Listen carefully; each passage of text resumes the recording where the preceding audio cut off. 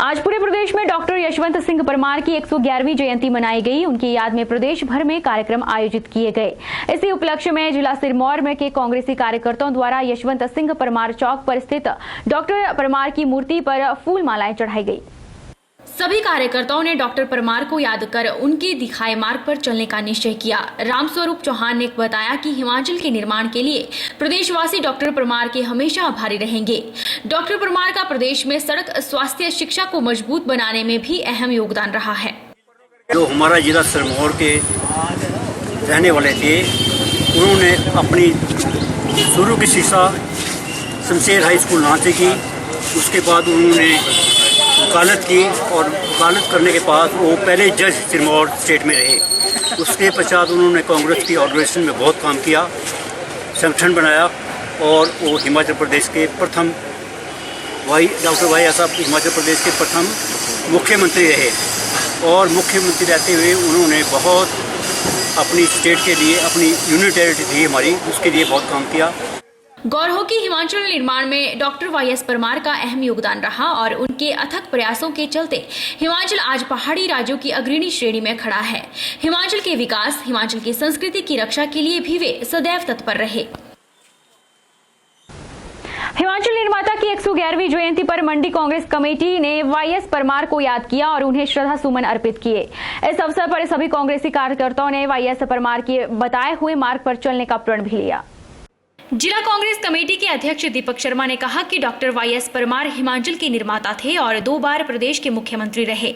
उन्होंने कहा कि आज सभी कांग्रेसी कार्यकर्ताओं ने वाई.एस. परमार के बताए हुए मार्ग पर चलने का प्रण लिया और उन्हें श्रद्धा सुमन अर्पित किए। डॉक्टर वाई.एस. परमार खुद में एक इतिहास थे और वो हिमाचल के निर्माता थे। इसके साथ साथ हिमाचल के 2 बार मुख्यमंत्री रहे। वो लोकसभा में भी हिमाचल का प्रतिनिधित्व किया और वाई.एस. परमार एक आम नागरिक की तरह अपना जीवन व्यतीत किया करते थे, जो कि आने वाले नेताओं के लिए एक प्रेरणा स्रोत है। और आज जिला कांग्रेस कमेटी ने उनके बताए हुए मार्गदर्शन पे, उनके बताए हुए सिद्धांतों पे चलने का प्रण लिया और शपथ ली। मनाली से लगभग 15 किलोमीटर दूर स्थित गंजा गांव के साथ लगते नाले में बीती रात बादल फटने से लाखों रुपए की संपत्ति को नुकसान पहुंचा है। साथ ही बादल फटने से नाले में आई बाढ़ से वहां पर खड़ी 5 गाड़ियों को भी क्षति पहुंची है। पानी का बहाव तेज होने से वहां पर खड़ी सरकारी मशीनरियों को भी नुकसान पहुंचा है।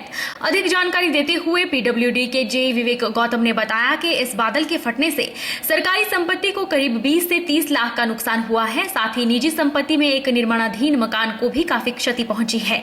वहीं प्रत्यक्षदर्शी के अनुसार रात के करीब 2 बजे यह बादल फटा है। उनका कहना है कि साथ लगते एक मकान में वे सो रहे थे और अचानक एक जोरदार आवाज सुनाई दी। बाहर आकर देखा तो नाले में पानी का स्तर बढ़ रहा था और वह बिना देरी किए किनारे की ओर चले गए। इस घटना में कोई जानमाल का नुकसान नहीं हुआ है। रात 1:30 बजे करीब थोड़ा पानी का आवाज़ आया तो हमने कई साइड में छुप गया था। रात को बारी बिस्तर वगैरह लेके कई और जगह में चला गया था। सर ट्रैक्टर हुआ है और बाइक था, 2-4 गाड़ियाँ था, रेता बजरे सारी कुछ मटेरियल था, तो ये सारी चला गया। ये आज लीप पन्ना था। ये पिछले एक सप्ताह से प्रदेश में मूसलाधार बारिश जारी है, जिसकी वजह से जगह जगह पर हादसे हो रहे हैं। वहीं मंडी के पडल मोहल्ले में डंगा ढह जाने से लोग दहशत में हैं। भारी बारिश की वजह से रात करीब 3 बजे डंगा ढह गया, जिसकी वजह से राहगीरों को आने जाने में परेशानी हो रही है। पडल मोहल्ला निवासी कमलेश ने बताया कि भारी बारिश के चलते रात को डंगा ढह गया, जिस वजह से राहगीरों को आने जाने में परेशानियों का सामना करना पड़ रहा है, क्योंकि डंगा ढह जाने से रास्ता कभी भी गिर सकता है। कमलेश ने बताया कि डंगा ढह जाने से पानी की पाइप टूट गई है, जिसकी वजह से सारा पानी घर में घुस रहा है और उनके मकान को खतरा है। वहीं उन्होंने बताया कि घटना की सूचना प्रधान को दे दी गई है। लगी हुई थी, पूरी रात हो गई बारिश लगी हुई थी। भी हम सोए थे, सवेरे हमें फिर हमने एकदम से आवाज आई 3-4 बजे। भी हमने सोचा पता नहीं क्या गिर गया, तो ऊपर से सर बहुत बड़ा ये डंगा और छोटा जैसा दरख्त था, ये भी गिर गया। और क्या नाम है, रास्ते में चलने वालों को बड़ा खतरा हो गया। अगर कोई और भी चलेगा ना तो सारे नीचे बंदा नीचे आ जाएगा। और आप चल के देखो, हमने सवेरे प्रधान जी को भी मौका कराया, मैडम से भी कराया। सर उन्होंने देखा, उन्होंने कुछ नहीं बोला, उन्होंने उल्टा मेरे को 2 बातें सुनाई और चले गए चुपचाप ऊपर को।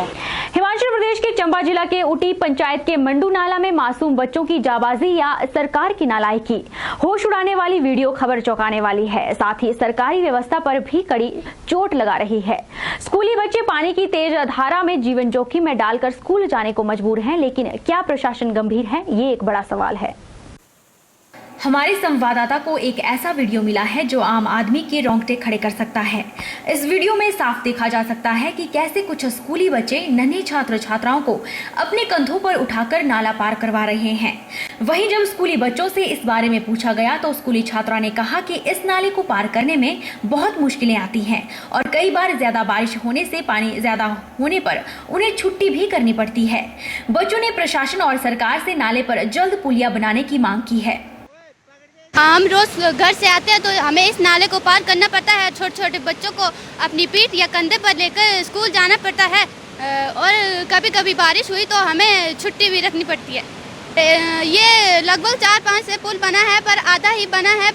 इसका काम नहीं चल रहा है। जल्दी जल्दी इस काम को करवाएं ताकि हम इस पुल से जा सके, ताकि हमें बारिश में कोई छुट्टी न रखनी पड़े। वहीं उपायुक्त चंबा सुदेश कुमार मोक्ता ने कहा कि मामला ध्यान में आया है। ऊटी पंचायत के सराड़ा नाला में पानी बढ़ गया है, जिससे स्कूली बच्चों को समस्याएं आ रही हैं। उन्होंने कहा कि अब तक नाले पर पुलिया क्यों नहीं बन पाई है, इसकी जांच करवाई जाएगी और पुलिया जल्द बनाने की कोशिश की जाएगी ताकि बच्चों को मुश्किलें ना हो। ये मुझे अभी इंफॉर्मेशन मिली है, हमारे ध्यान में आया है कि जो सरड़ा नाला है जो कि बाट और ऊटी पंचायत के बीच में है, उसमें कुछ समस्या आ रही है। नाले में पानी बढ़ गया है और जो पुली निर्माणाधीन है वो बन नहीं पाई है अभी तक।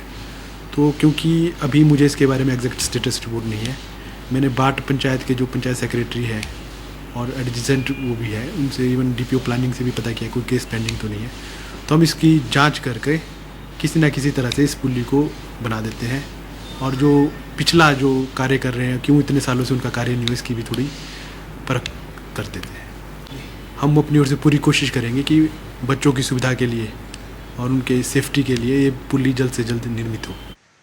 गौरतलब है कि इस जगह पर पुलिया का निर्माण करवाना था जो महज बातों में रह गया और अब विद्यार्थियों को कुम्हारका व बाट स्कूल जाने के लिए ऐसे ही जान जोखिम में डालनी पड़ती है।